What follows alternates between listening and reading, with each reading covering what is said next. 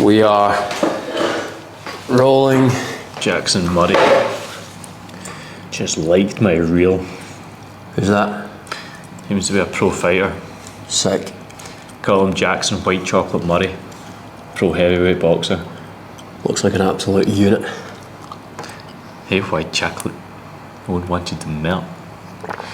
So we're back. Dubai Debrief. That's nice. What is it? Citrus Ghost, some Alpha GPC, Carnipure Carnitine. They don't do these in the UK, or they're hard to get. God damn. Have some of these fucking vapes. That is refreshing. Hell yeah. Yeah, man. So, well, I'm leaving Dubai today. Been here for the past 10 days, and yeah, just gonna do a bit of a Dubai recap. A Dubai Debrief. Dubai Debrief review. It's been good, man. It's been good having you here. Yeah, I think it takes a while to get into the swing of the Dubai routine. Once you're here, though, you kind of don't want to leave. It's like a bubble, especially the kind of marina area when you've got the access to the gyms, the food, people are around. It's like, yeah, it's a sick place. Yeah, man. Just feels like from yesterday, felt like the first day that I proper settled into a routine, and now I'm off. But that's the way it is. That's the way it is. Such is life. What do you think for you, just being here? What's been the biggest value of it, or the best thing? Don't know, man. It's just so clean, and it's like you can just walk to the gym and you're not getting soaked and you're not getting fucking sandblasted by wind. Yeah. It's just the weather this time of year, like November, Dubai weather is unbelievable. It's not too hot. It's like it's just perfect. You can walk about and you're not sweating your pan in. And it's like, it's always nice. It's guaranteed every day is consistently going to be exactly the same. Like, no question. You're not waking up thinking, oh, I wonder if it's going to be sunny today. Like, when you wake up in Scotland, you're like, know. You're like, I wonder what the fuck is going to happen today. Like, I think in Scotland, when, like, even just in the UK, when you wake up in the morning, your blinds are closed and you don't really hear much noise. You're almost scared to sometimes get out of bed because you know the weather can like directly affect your mood of the day. Whereas here you're like, oh, it's just going to be another sick day. I could wear shorts and a tank top at 4 a.m. and go out and like do what I need to do without worrying about the climate. Yeah, it's one of these things where I won't appreciate it properly until I'm back, like over the next few days. Like, it's snowing right now in Scotland. Is it? Yeah. Fuck. So it's like -2 and snowing. So I won't appreciate this weather until I'm back and into our normal routine. Like, I don't feel like any happier or anything like out here. Yeah. Like, I'm still doing all the same stuff, still going to the gym, still working, still like just eating pretty much the same, and like my mood and like habits are exactly dialed in the same. So it's not like you come out here and you're going to be something mad's gonna happen. It's just a bit, the weather's just a bit nicer, eh? I would say it just makes like what I've noticed is it's frictionless out here. It's easy to do what you want when you want. Like, for me, it's the wake up in the morning, can just go out straight away, wearing the clothes you want to wear. Like, I hate it in the UK that you have to wrap up with like 3 layers to go walk to the shops so you don't get frostbite. And then it's like just warm all the time. It's nice. People just fucking let you do your thing. You know, you can film those morning YouTube videos down the marina. You couldn't do that in the UK, or it would be you could, but it would be not the same. Yeah, sometimes I'm like walking down the street in Paisley filming like an Instagram video. Then I'll just see like some guy walking towards me with like 2 staffies off the lead, and I'll just be like, fucking hell, man. Oh fuck. I'm just going to stop filming right now. Just like tense up a little bit in case like something happens here. I know, you feel like there's more judgment in the UK from like you're just average person walking past you, even if nothing's said, but you can almost like kind of feel it. Maybe it's like a me problem, to be honest. No, I get that. Even in Glasgow, you're cutting about, you have to have like a bit of a brass bollock on you to like, well, that's what it's, that's a brass neck if you're filming it's like, well, this is what I do. Whereas here, it's like socially accepted. People expect you to almost be creating content. It's almost just looked upon as like, oh, he's just working, he's just doing his thing. Yep. And in the UK, it's like tall poppy syndrome. And if you're trying to elevate and be better or do better things, like people want to chop you down because they're Cut like, your fucking head off. like, why are you doing this? Why are you doing this? What makes you so special? Yeah, it's like fit into the mold, be miserable. Yeah. Don't do anything out of society's character. You know, just get on with it, head down. Don't take your phone out and film yourself talking in the street, you fucking weirdo. Fucking weird. Like I was walking this morning, it's my birthday today as well, and I was walking the marina and I had like a massive sense of gratitude because I just finished filming a YouTube video, and it was like a story about 11 years ago or 10 years ago, roughly at this age, when I went to a gym and people were like, oh, I don't think they let Dobby train in gyms because I was like really skinny. It's that gym in Auchenharvey. Like, and it was like these kind of like these fucking big roid heads were like saying that to me. I was the only other guy in the gym, it was about me, and like I could have let it put me off. But anyway, like you can go watch the YouTube video, it's the one below this one most likely. But today I was walking, I was like, holy fuck, last 10 years, like, because it's been 10 years since I've been kind of doing this fitness thing, like 17 to now or 16 to now. I was like, this is the start of the rest of my life. Today I kind of had a weird moment like that. As I was walking, I felt like a little bit of like a vibration, and I was like, whoa. And I was just looking around, like just so grateful being here, you know, like with the sun, the heat, the environment, and the access to what you have access to. It's like absolutely crazy. Amy in the backdrop looking at us, giving us a sigh for filming. Where do you want to go? It's fine, just go wherever. Like, you can come out, Amy. You don't need to hide in the room. The camera's not on you, unless you want it to be. But she can navigate to her thing. It's fine, it's a very chill conversation. It's alright. I think like camera line is about like there. Like there. So Those wiggles and that come in. There. nice. So That's a bit more. So we're not, me and Ian even in shot. No, it's pointing at the ceiling. Okay, we're getting bammed. Getting bammed by the yeah, so bam. you can like walk about in all of that space and not be seen. It's alright. Or you can get in the backdrop and be like a thumbnail clickbait thing. You won't Like get in Tony. Yeah. I could be hiding. you won't get picked up in the audio anyway, so No. feel free to screech. A little bit of an intersection there as Amy's making Rocket. But yeah. What would you say, Amy, is your favourite thing about Dubai? The weather. The weather. Yeah, I think just the eternal sun all the time, guaranteed hot weather. And what that does is make you kind of dial in your diet a bit more, I think.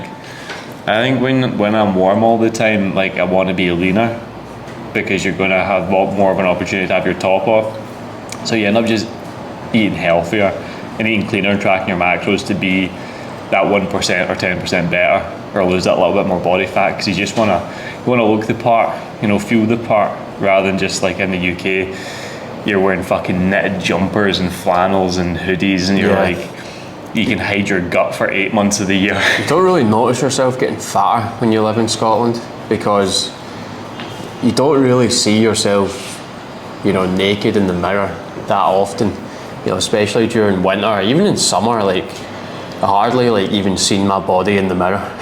And like I like bulked all the way through summer for some fucking dumb reason. I've done this the past 2 years. I've bulked during summer and cut during the winter. It's like I'm doing it the opposite way. I don't know why. Doing it the hard way. Doing it the dumb way. But you don't feel the need to. Well, I don't anyway. Lewis doesn't. But I mean, obviously, there's like fat people over here, people who do struggle with their eating habits and stuff. But I personally don't.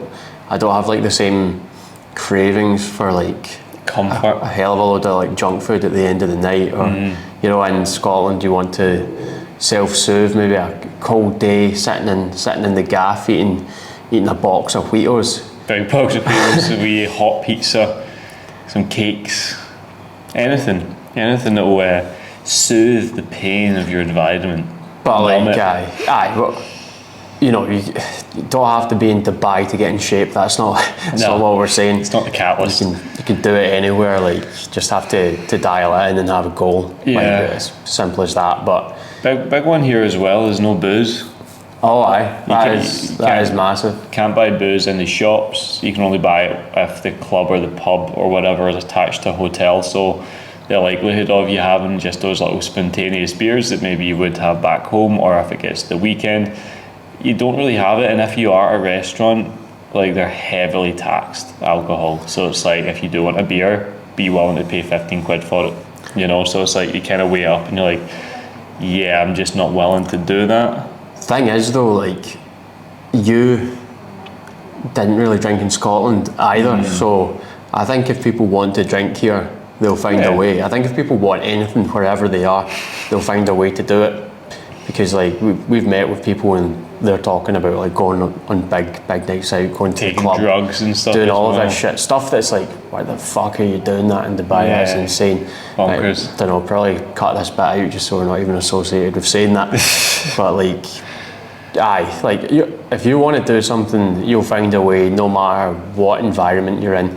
Like, environment, I think, plays a big part. You know, you want to have a decent enough environment, you know, but like, at the end of the day, if you want to get on it, you'll find a way to get on it, like, no matter where you are. And you'll pay for it as well, because like, it's just, if it's something you value, you will pay for it. It's the same with like your health and fitness. Yeah. If it's something you value, you don't really see it as like a massive cost. You see it as an investment.